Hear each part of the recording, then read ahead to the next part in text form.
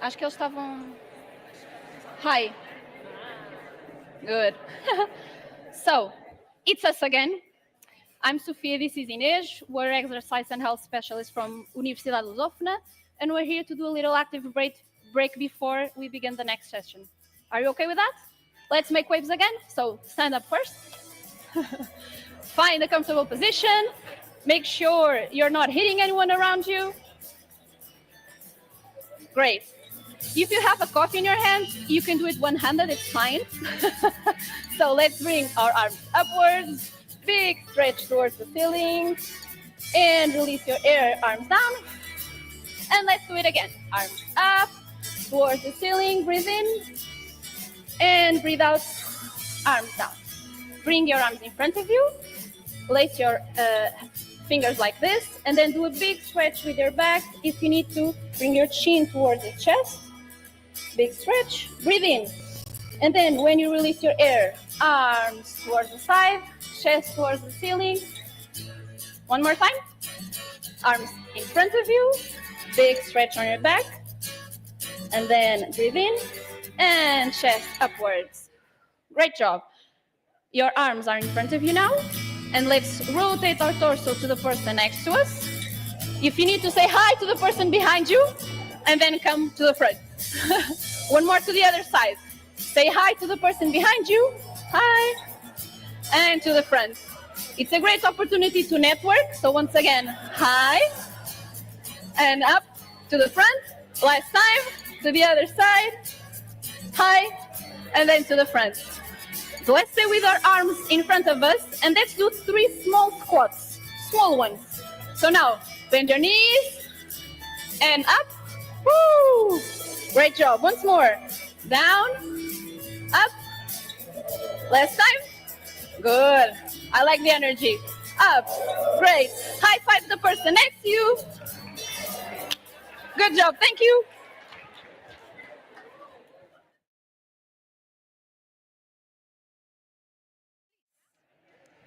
Please. Okay.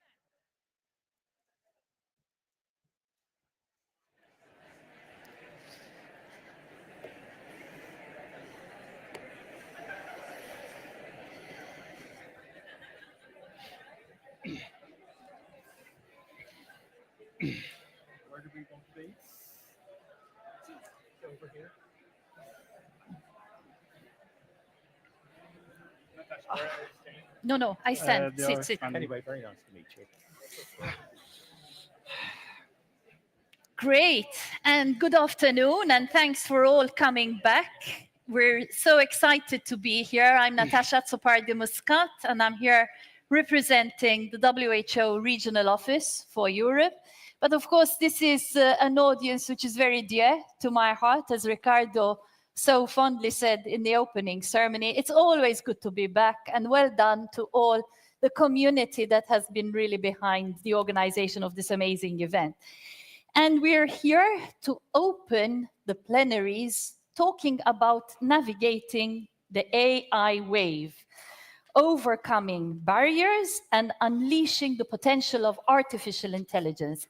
And just to say that a couple of weeks ago at the regional committee meeting where Dr. Hans Kluge was re-elected for a 2nd term as regional director, we had interesting discussions where we adopted a health systems framework with the tenets of transformation needs the underpinning of trust. No doubt a topic that is going to come up again in this plenary. We also had a discussion around innovation and the need for an innovation strategy. And it will not come as a surprise to any of you that whenever we were mentioning innovation, everybody who took the floor immediately also spoke about artificial intelligence, AI. So let's immediately get started. And it is my deep pleasure and honor to co-moderate this session with Dimitra, Panteli, who is here representing the European Observatory on Health Systems and Policies. And of course, the two organizations work very, very closely together to bring the evidence into countries, to support countries with reform. So Dimitra, over to you. Thank you very much, Natasha, for the very kind introduction. And thank you all for joining us for this first plenary. I think it's safe to say that implementing innovation is at the core of what we do, both at the regional office and at the European Observatory on Health Systems and Policies. It has been one of our key analytical priorities. And when we think about it, we think about pharmaceuticals, we think about technological innovation, we think about implementing new models in service delivery. And artificial intelligence has a cross-cutting effect on all of those priorities. So it is very key for us to be here today and to be discussing all these elements. We heard earlier in the opening ceremony, Lorena gives us a number of examples how AI can be catalytic for moving forward with health. It is true, I want to say that often when we talk about AI in health, we talk about health care. So our immediate goal in this plenary is to talk about AI in public health.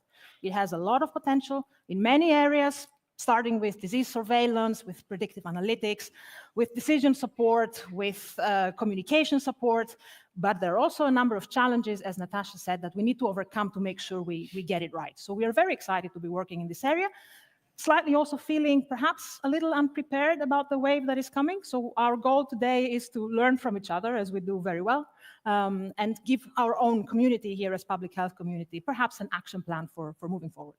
Before we proceed, I'd like to introduce our fellow facilitator, Stefan Buttigieg, who is the Vice President of the UFA section on digital health and artificial intelligence, who will be keeping an eye on the digital part of the session and feeding back to us later with what is going on.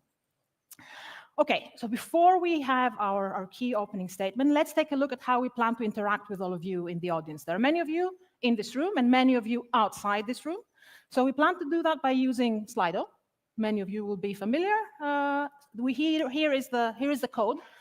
We have two questions for you on this artificial intelligence panel. The first one is, how often in the past week have you used generative AI to write a report or a paper or something similar? Be honest. It's fine if it's 0. It's fine if it's a lot. And have you sought out AI for different purposes? And if so, for what? In your work. Let's leave it at that for now. So think about those things, interact with our Slido, and we will come back to the results later in the session once we've heard from some of our speakers as well. Natasha, back to you. So at this stage, we would like immediately to give the floor to, again, Lorena Alonso, the Deputy Director General from DG Santé, to give us a little bit of a viewpoint on what is happening in the area of AI. Of course, whatever the European Union does in this field has an impact not only on the European Union countries themselves, but at other countries who are often looking to the EU as a standard setter. So Lorena, the floor is yours.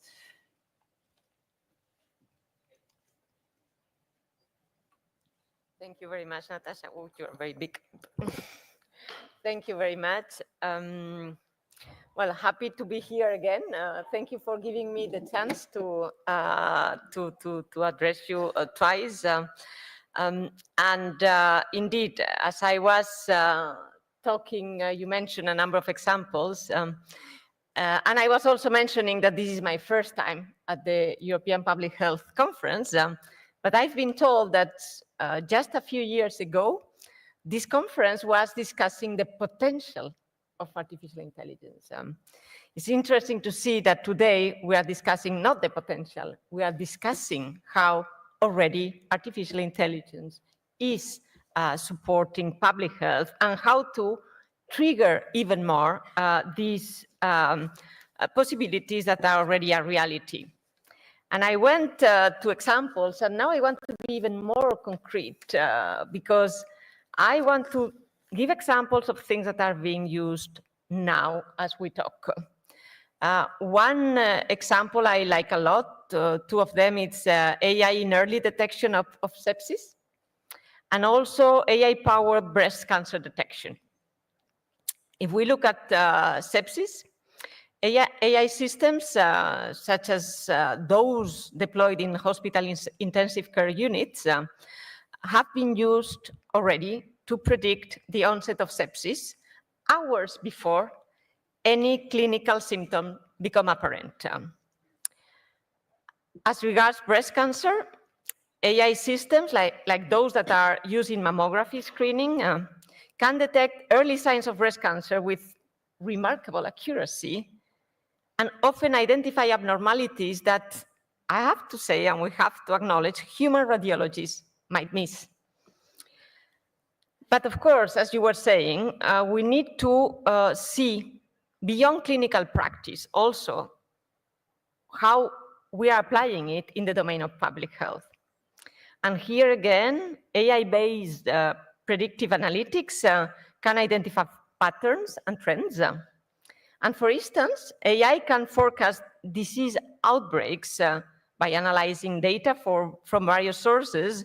And this is going to allow more timely and more targeted public health responses.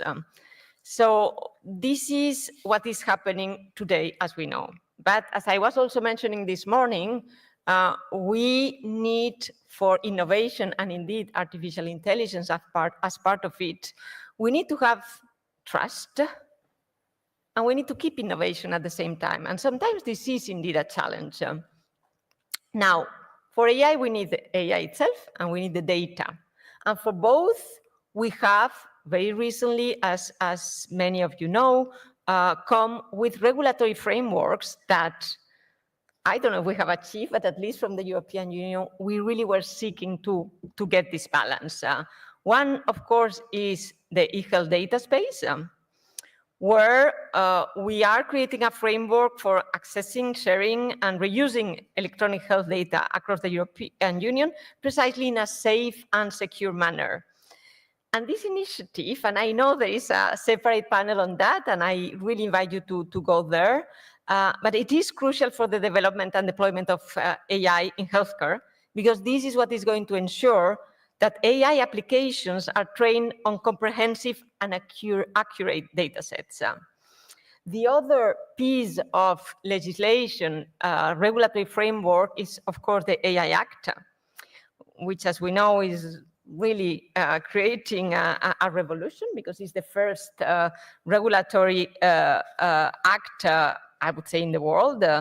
And this horizontal instrument, of course, what it's making is to set the essential requirements for compliance, with the Commission developing standards to ensure precisely safe and innovative deployment of AI across Europe. And this piece of legislation is not only about standardization, but it has a governance system, and this is extremely important. And this is why we created the AI Office as precisely the central hub of AI expertise in the European Union. And this, of course, is going to play a crucial role in implementing the AI Act, in particular, I would say, for general purpose AI. And as we were saying before, to create this trustworthy environment to push development and deployment. But precisely, deployment is where we are right now missing a bit of push. Because, as you were introducing, there are a number of challenges. And one of them, because when you want to convince, and we, at least in the Commission, we are very much trying to convince the world that AI indeed needs to be deployed because it's a good thing, you always get the argument, yeah, but the cost, and you know, this expensive, da, da, da. Well, we policymakers always are asking for data. Please show me. We are claiming to the world that this is going to be saving costs. Well, one of the challenges we have is to find these data. There is not much data, I must say, about the benefits. This is why, and I will mention immediately now, is one of the things we are working on. Economic evidence that really can be persuasive to professionals or providers or HTA bodies to recommend the adoption of AI. Now, another problem we have, or challenge, let's say, is that as often in many other sectors in the European Union, we are very good at creating innovative solutions, but then we are very bad at applying them. They are often applied somewhere else in the world. And this is a big gap that we have, the adoption. What we find often is plenty of small-scale pilots, or even individual hospitals where you can see that. I must say, I just before coming here, I was at the Champalimaud Foundation, and I could see at the hospital, impressive. I mean, this is a real life example of what you can do with AI and digital. But again, it's one hospital. And what we need now is really this to become the rule, ideally. Now, another challenge is the business model. Who should pay for the AI applications is one of the things, because often the department that is investing in AI may not be the one directly reaping the financial benefits, which are often materializing in other areas of the healthcare system. And this financial burden of the AI adoption can be very, very important, in particular when we are talking about smaller providers that may not see the return on investment. Finally, I think that this is something, another challenge that I'm sure we will be seeing is the skills. The lack of skills is a common challenge. We need to clearly train and build digital skills. Now, what is the European Union doing to help overcome these challenges? A number of things. I don't know if we will manage to overcome them all, but we are certainly working on them. One, and I'm happy to see that Natasha is there, we are working closely with the WHO and the OECD on AI deployment, and by integrating the OECD expert group on AI. We are developing projects that show the concrete application of AI or potential of it. For example, the Cancer Image Europe, where we are providing a trustworthy platform for researchers, clinicians, and innovators to access cancer images that come from all over Europe. Another example, the European Virtual Human Twins Initiative. That's one I like a lot. It is, because before taking this job 4 months ago, I was working in another part of the Commission dealing with digital in DigiConnect, and we were launching precisely that project. This is a project which is really, really very close to my heart, because it's about the development and adoption of next generation virtual human twin solutions in health and care. And these solutions, of course, can enable targeted prevention, personalized clinical pathways, and enhanced support to healthcare professionals in virtual environments. Also, we are doing something about the data. We are launching ourselves and our colleagues on digital study to try to have more data. And we have a number of initiatives like AI factories, and which are building on testing and experimentation facilities to create an ecosystem where you have computer power, you have data, and you have the talent. And you have one of them dealing with the health sector. A lot of projects on clinical practice and also on workforce training, all funded by the EU for Health program. The Be Well initiative is one of them. And I'm going to stop here because I'm talking too long. Well, and I'm looking forward to listen to the panel to see how together we can all address these challenges of implementation. Thank you very much.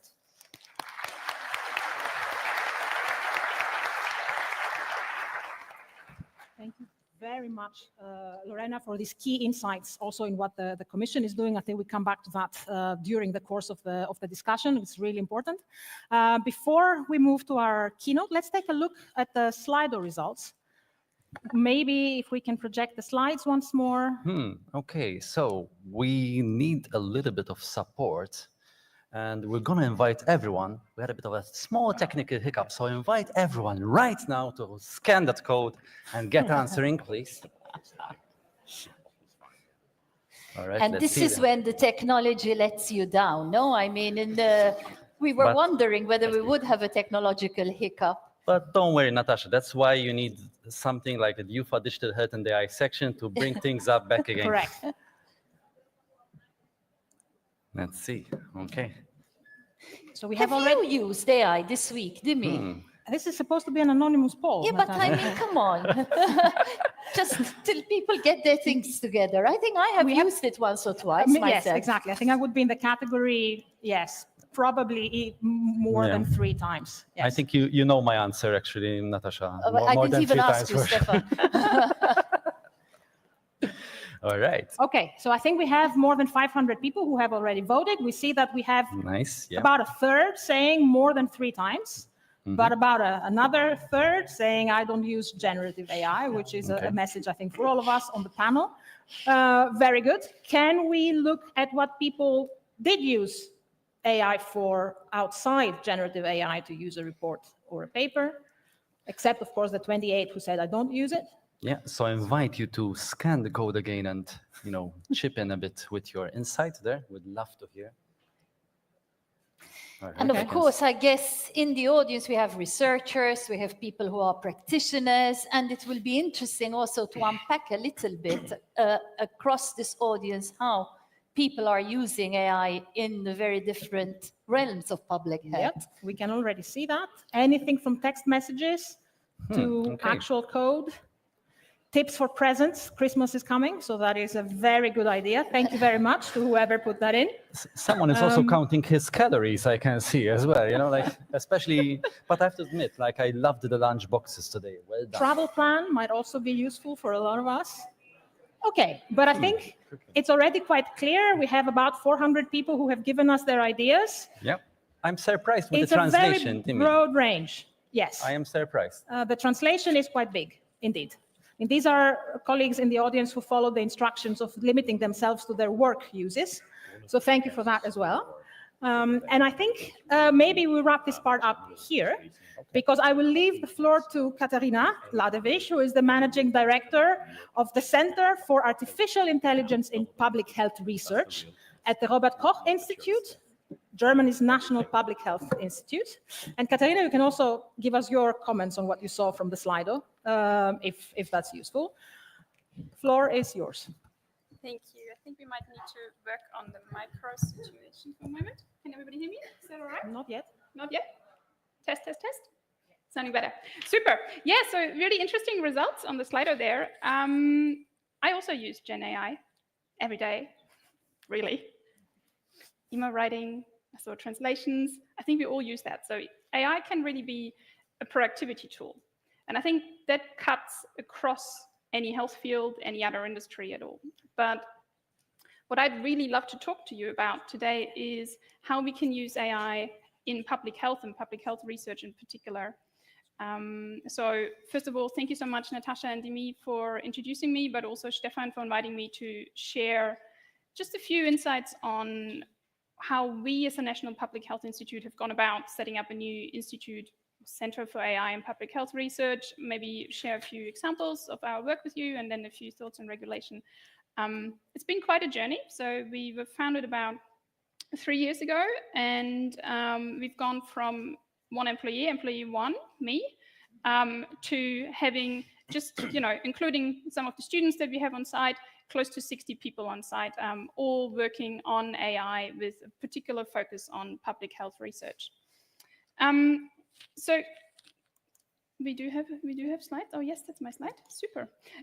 So let me talk to you about the center. As I said, we were founded about 3 years ago, as a strategic direction that the RKI wanted to take. The aim is to link the existing expertise that exists of the RKI. A couple of years ago, we celebrated the 125th birthday of the Institute, so a lot of history, a lot of scientific expertise that exists in not just infectious diseases, although we started out as the Infectious Disease Institute of Germany, obviously, but also now in non-infectious diseases, non-communicable diseases. So a lot of experts, 1,500 staff on roll currently, all trying to protect the health of the German population and supporting worldwide efforts in public health as well. And with the new center that was founded, we aimed to develop an in-house node and nexus to collate all the AI-based projects at the RKI. And we linked this expertise that existed in the older departments with all the new machine learning models that exist nowadays. One other thing that we do at the center is we are this RKI's node for outside engagement on anything to do with AI. So similar to expertise that you might have in the public health space for the RKI, where we have all the nodes that exist, and they go out and share the knowledge. We also do go out and share the knowledge on how you can best implement AI in public health research. We were also successful in already becoming a member of the European Laboratory on Learning Systems and Learning and Intelligent Systems, short in Analyst. So together with the Hasso-Plattner Institute and University of Potsdam, we form one of the 34 nodes of the Alice Society in Europe. And for those of you who don't know what Alice is, just think of EMBL, the European Molecular Biology Lab, in its very early days. Strategic centers focusing on research excellence, in this case in the focus of AI. A major advantage of setting up this center within the RKI, rather than as a separate research center, which was also one of the thoughts and ideas that had been explored, was that by placing it within the RKI, we have the day-to-day opportunity to go back to the expertise that exists scientifically in-house within the RKI, and having access to the real-world public health use cases. And that will become more clear when I go on through some of the examples. The second example, and then touches up on some of the regulation, in particular GDPR regulation and other regulations to do with data protection and data privacy. We now have access from within the RKI to a lot of data that we would otherwise not have had access to if we were outside of the RKI. So the RKI receives quite large bodies of data due to laws like the Infectious Disease Protection Law, the Cancer Registry Law, but we also do obviously have our own surveillance instruments, and based on that, we have really a treasure chest of data that we can use in order to develop our AI models. So what do we do at the center? We really develop two different kinds of models. We develop AI models that support the statutory tasks of the RKI. Examples here are anything to do with where we can just do the statutory tasks faster or more or better, more resource efficiently, for instance, in terms of saving personnel resource, for instance. We do not develop the next ChatGPT. That's not our purpose as a center. This is a productivity tool, and just like any other public health institute does or should do, productivity tools should be brought in from wherever they exist as commercial products. You should not be expending your own compute resource on developing things that already exist on the market, but rather you should develop tools and technologies that support the other tasks that you could otherwise not do as a public health institute. And then we obviously do cutting edge research. We really pride ourselves on the impact factor of the journals that we tend to publish in. We pride ourselves in all the cutting edge technology that comes out of the center. And we do strengthen also the RKI's historically well-known scientific excellence in the field of public health, now with the added public health and AI. So let's jump into that. First example, mpox. You all might remember, some of you might remember it with some dread if you were involved in the mpox crisis 2022, one of the largest mpox outbreaks that we've had recently, about 97,000 people worldwide impacted. And it was yet again another reminder that zoonotic diseases that don't technically have a history of human to human transition can rapidly cause problems for us in the human world. And it was likewise like that in Germany as well. And what became very apparent very early on is that we do need to test the epidemiological studies for mpox specific seroprevalence. The problem with that is that the cross-reactive antibody immune response, which is induced by other orthopox viruses, including, for instance, the vaccine that was used to help bring the outbreak under control, can interfere with these serological assays. And so together with our lab-based colleagues at ZBS1, the Center for Biological Safety at the RKI, we were able to show how machine learning supported and guided analysis of serological assays that target 15 different immunogenic pox virus proteins from monkeypox virus, the vaccine itself, cowpox virus, can then effectively and efficiently distinguish between sera from patients that were either immunized or had an infection or were pre-immunization or infection altogether. This is just one of the examples that we have in the center, and anybody further interested in that, there is, I believe, yes, there is a paper on there that's available as a preview, print preview. So do have a look if you're interested in the study. Also Niels, who supervised that from our end, Niels Kerber, is one of our group leads and my deputy, is also in the audience. I can't see him right now here, but maybe he makes himself known later on. So please do reach out to him if you're interested in that particular type of work. Another example, to stay with infectious diseases for a moment, is the Lassa virus. Lassa virus, those of you who've worked in Africa a little bit lately or are familiar with the world there, Lassa virus is estimated to cause approximately 100 to 300,000 cases annually. That's a huge number, and results in approximately 5,000 deaths annually. The problem we're having with that is that despite all ongoing research, there's still no licensed vaccine, and so we really need to focus on immunotherapy. But with 4 different Lassa viruses available, which are all different in their specific geographic region that they circulate in, they elicit different immune responses, and that have different pathophysiological effects, it's a really difficult undertaking. So in some of this work that's shown here, again, if you're interested in the actual scientific work, do have a look at the paper, also available as a preprint. In some of that work, we analyzed the only surface protein that the Lassa virus has, the so-called Lassa virus glycoprotein complex, using statistics, machine learning, and phylogenomics. And at the population level, we found that there are quite some important amino acid differences between one of the lineages, the Nigerian one, and the other 3 West African lineages.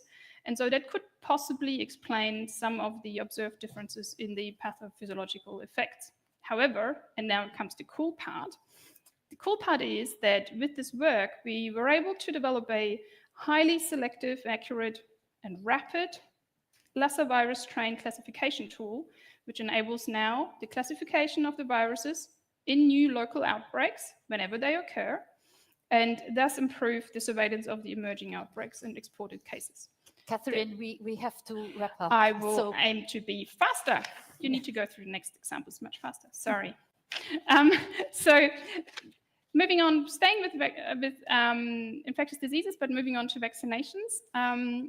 We also host the STIKO, so the Technical Advisory Group, the National Technical Advisory Group on Vaccinations or on Immunizations in Germany as well. And the RKI has a dedicated group that supports the work of the STIKO. And they do a lot of research, systematic reviews, metadata analysis, and provide reports, and the STIKO makes its recommendations. This is a very labor-intensive and time-consuming task, and so we have developed a tool, it's a machine learning-based tool that can help to extract data from systematic reviews. We had to generate a new named entity recognition specific to immunization data for that, and we have now developed a prototype, you can see on the right, not yet deployed, but it will be deployed to national immunization technical advisory groups in the near future. And maybe another example in NLP is that we have looked at the sentiment analysis of some social media posts. And here we analyzed the German Twitter discourse on face masks in the 2020 pandemic. And machine learning really helped us here to classify the topics as well as the sentiment during the pandemic and during the time course of the pandemic as it progressed. And that is a very important tool, I believe, in the future for any public health institute to be able to manage, understand public discourse, and then later manage potential misinformation online as well. Mental health, another example, moving away from the infectious diseases. So in mental health, we've developed a machine learning tool that looked at our pipeline really, that looked at different cohorts from different countries, the UK and Germany. And here we were able to distinguish, develop a way of testing which public health intervention could potentially help the mental health in the future. Doing these theoretical exercises helped us then to now develop public health interventions that can be tested in clinical practice. Something that you may have seen earlier this morning is the high-resolution modeling of heat-related mortality. Junju spoke about our work on being able to model the impact of heat waves up down to the district level in Germany for the past couple of years where heat waves occurred. And we can now also see the time-lagged effect when it's hot. 2 days later, not on the same day, but 2 days later, generally, we have the excess heat-related mortality. That can be done in the short term, so helping heat mitigation, but also in the longer term when we look at climate projection as and when the climate changes. And then a final example, not so closely related to the day-to-day work of the RKI, is modeling and assessing the accessibility of, in this case, primary care centers across Germany. Primary care centers are often also important points for vaccination, and so that's why we're really interested in being able to assess the accessibility of those, in particular on crises as well. The work that I've shown you is predominantly work that has been done by our PhD students, and so Dimi and Stefan in the preparation asked me to also introduce that to you a little bit. So we have a dedicated PhD program that's called AI in Public Health at the Center for AI in Public Health Research.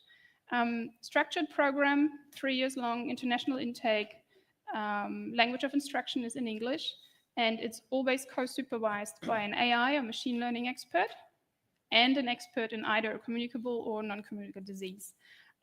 We currently have 23 PhD students on roll. You see their happy faces there. If you're interested in their topics, you can check out the code there. And if you know of any promising students who would have the talent to participate in that, we do have the next intake, the call for applications coming in spring. And then lastly, and then I'm nearly done. I think we really have to close. I wanted to share a few thoughts on regulation. And Lorena, thank you so much for introducing them earlier. I know nobody really enjoys regulation very much, but it's important and it's a good thing. Yeah. Taking the two examples, the Digital Services Act was hotly contested, hotly discussed, but it was really what it did for each and every one of you here in this room is that now, just so it was enacted in February and already in March when we assessed data access through all the social media platforms, 7 out of 8 already enabled access for public health researchers, something that was previously not possible. Either there was no access at all, or you couldn't have access unless you were an academic. The same goes for the AI Act.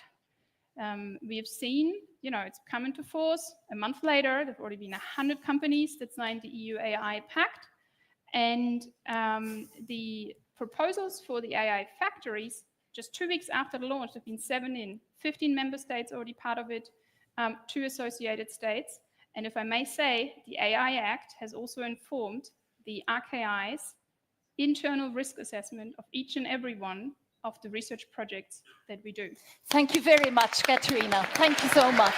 Of course, we asked her to do the impossible because we asked her to give a flavor of the uses of AI across public health. And we heard about communicable diseases, mental health, climate change, health services. So thank you very much for this. But very patiently, we have our panel here who have been sitting, listening to these 2 wonderful presentations. And our panelists, Dr. Francisco Goiana da Silva, who is assistant professor at the Nova School, Medical School, Kairelus Adip, who is a technical officer on data digital within our own office at WHO Regional Office for Europe, and Professor Martin McKee, Professor of European Public Health, Research Director at the Observatory, and President of this actual EPH conference. So, without further ado, Francisco, you are listening attentively, taking notes. I know that you are really one of the driving forces for implementation of AI in the health sector in Portugal. But where are we? I noticed particularly that you were sighing when Lorena was saying, we find it here and there, and we don't find it everywhere.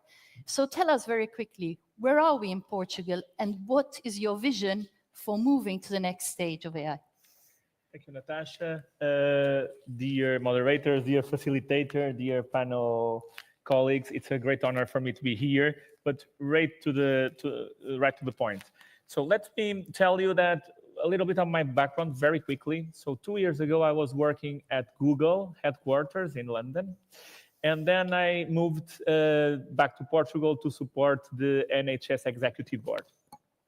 And yeah, when you get to the field, when you get to the NHS, to the health system of most of the countries, what you see is that there is a big gap between what is the actual reality and what is the potential of AI. So we are having these discussions, but in the field, we are very far away. And I really liked Lorena's talk, because Lorena pointed exactly the problem. We have a problem of adoption. What I saw several years ago, and it's still the reality in Portugal, is that there are plenty pilot programs, but they are very fragmented. So each one of the institutions are approached by several players, they find the projects amazing and they implement it, but there is not a culture of sharing experiences. So what we decided was we should look at this like a house. So first, we want to build a house, an AI house, a new paradigm. And for that, we need the building blocks. And I would say that we have 3 building blocks. The first one is governance. And we tried to implement a big reform of governments in Portugal, making sure primary care units and hospital care units would come together, integrate care and integrate data. Because we have plenty of data, but it's a low quality of data. Then infrastructure. 2 types of infrastructure. Human resources. And here we have a big problem. Because if you look at the wages, for example, a data scientist gets in Google, comparing to the wages governments are allowed to pay, it's unbelievable. And we need to address this problem. And finally, infrastructure, technological infrastructure. We started thinking about developing a data lake for Portugal. And data lake is like a word in Google or in any technical company. It's from the past already. So finally, workforce education. One of the risks of AI adoption is actually workforce disruption. So we need to start educating from the beginning health workers from primary healthcare workers to hospital workers for this. What do we lack? Just to finish my thought.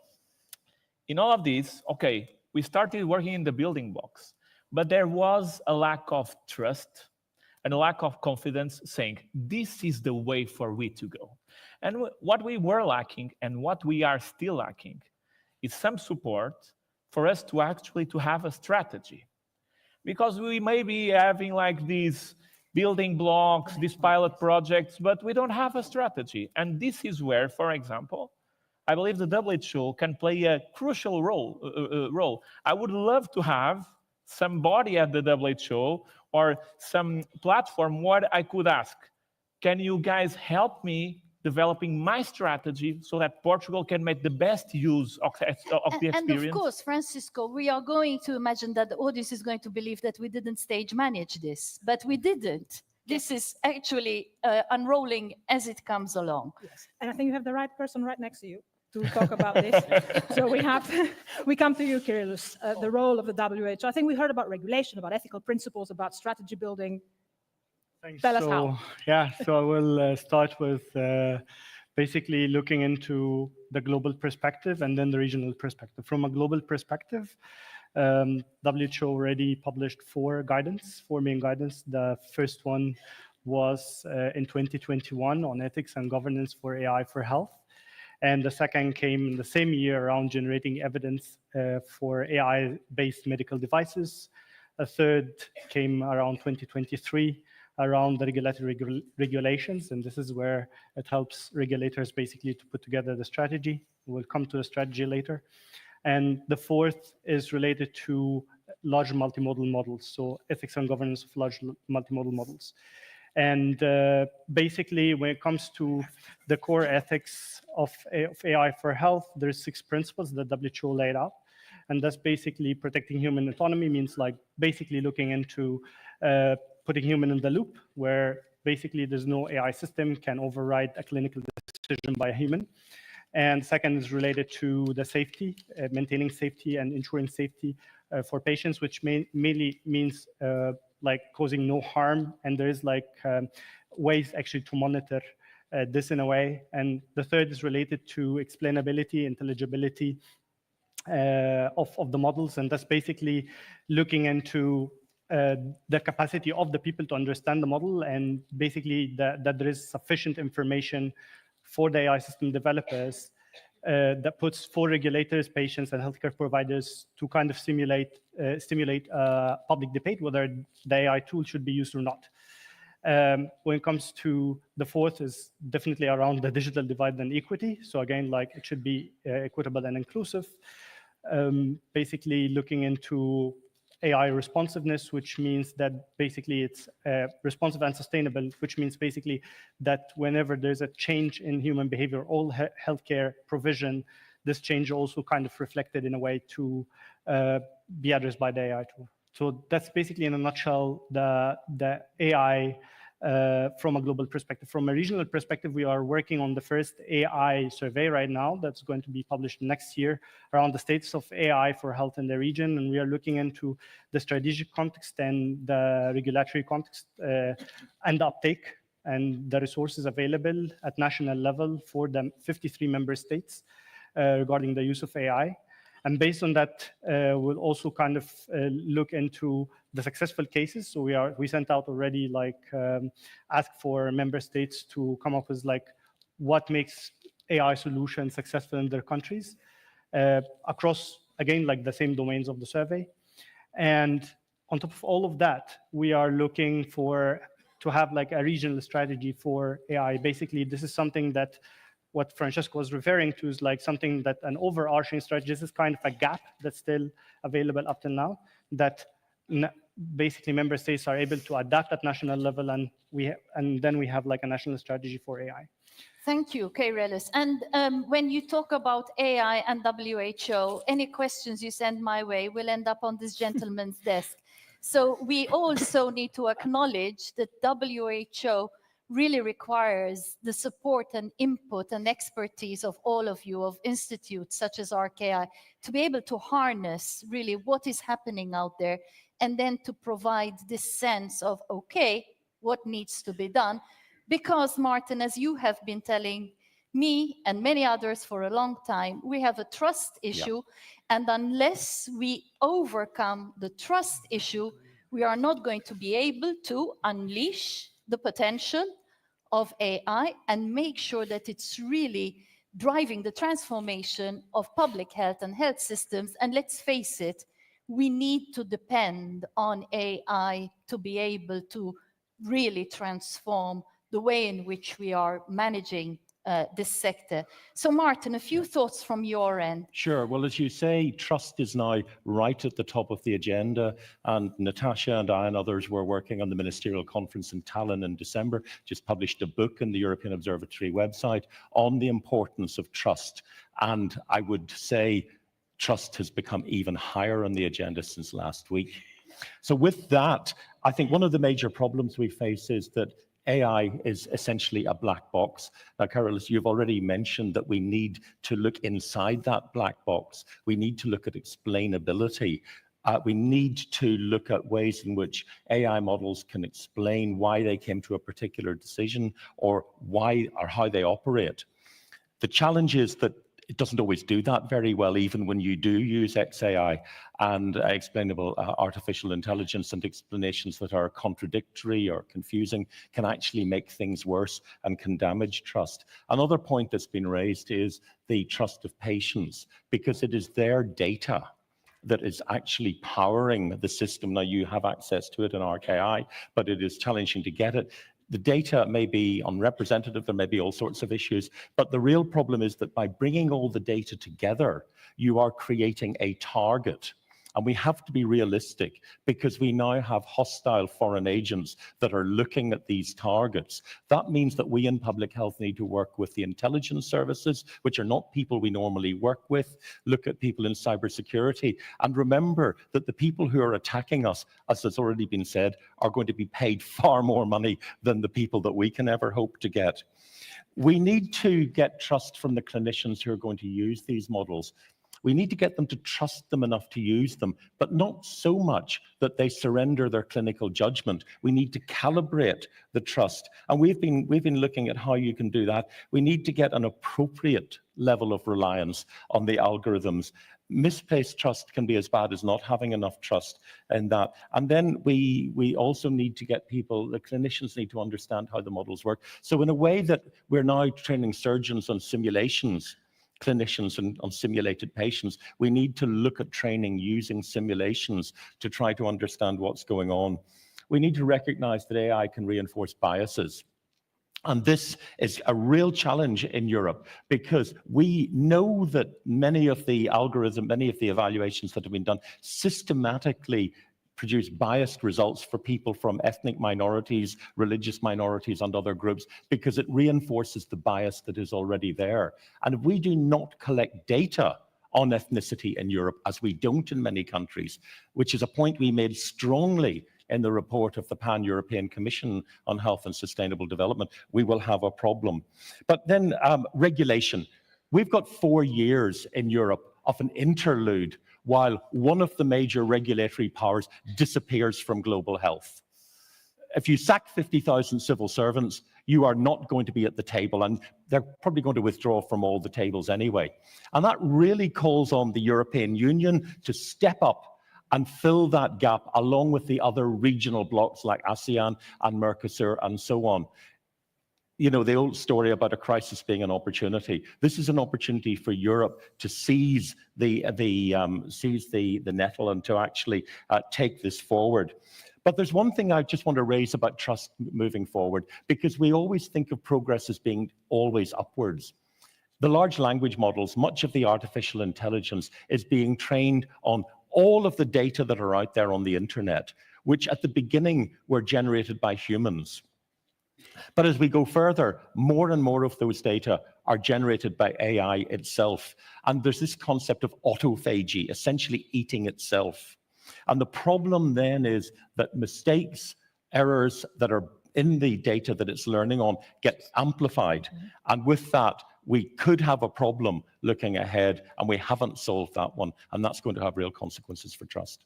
Yes. Thank you very much, Martin.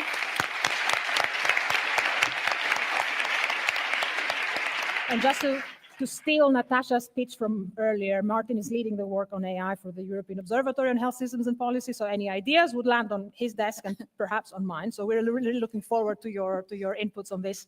And a shout out at this stage to our director, Giuseppe Figueras, who wanted to be here but can't be here because this has been a part of our work that's really dear to him, and he's been pushing it a lot. So I think it's thanks to him in a way that we are really pushing for that and hopefully working with all of you in the future. Now, Stefan. You have a choice. Okay. It's a hard choice because you have to feed back to us in 2 minutes. Okay, and you no have different problem. things flying in the air. You have to choose which one to showcase. Okay, Over I'll to be you. very, very, very quick. So I'm going to ask our technical team to switch to my laptop, please, just to show you that as we were doing this, we were using Teams meeting, we were using Otter AI, and we were generating a live transcript with screenshots, and also decided, listen, let me ask Otter as well, what do you think about all of this? And he said that if he were a panelist, you know, he has quite a lot to say. So we even had an opportunity that whilst we were doing the transcript, we even had another AI panelist chipping in. But later on during the day, we'll also be able to share some summary outcomes here, which we'll be sharing with you through most probably our social media channels, which will hopefully provide even more value to what you have already listened to. Back to you, Demi. Thank you very much. That was impressive timekeeping and an impressive outcome. So thank you, Stefan. Big round of applause.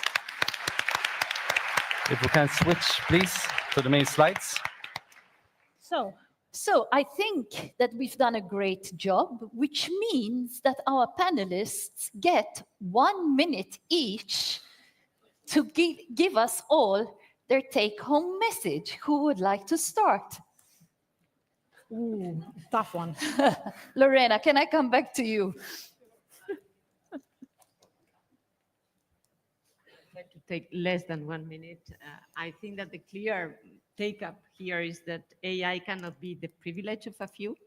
It has to be available to all.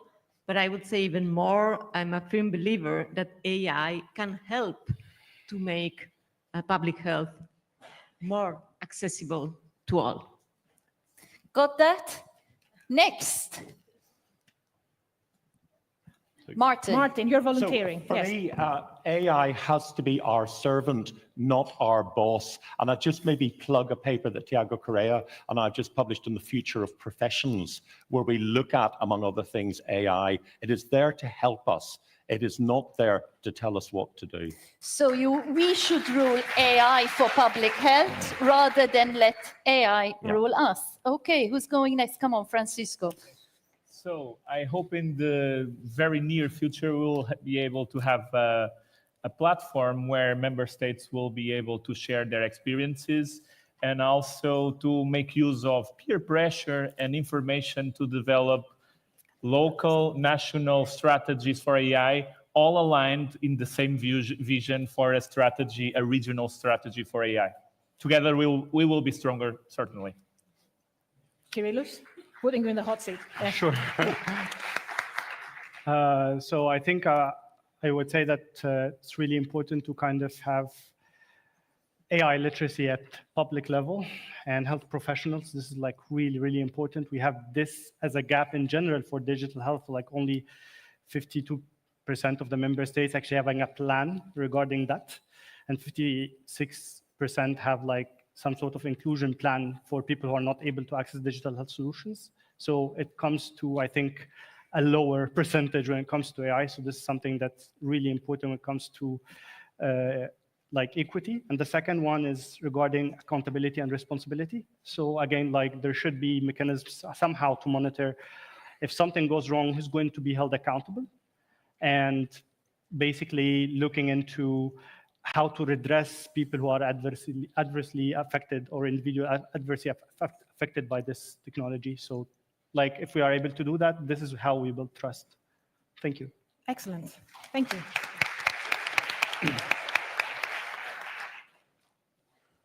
I think we really do need to keep talking to each other between the AI specialists, the machine learning specialists, and the public health professionals, because it's only at that intersection of those two fields where we can really harness all that potential that AI has. And so I just want to maybe end on this note of inviting everybody to continue the conversation. In May, you may have seen the slide earlier, I invite you all to come to Berlin to the next AI in Public Health symposium, where we will discuss the newest advances in applying AI technologies to public health use cases. And so I look forward to continuing the discussion with you there. Thank you so much, Stefan, Katharina, Martin, Lorena, Kyrillos, Francisco, Dimitra. Thank you for being with us. And let's keep the conversation going.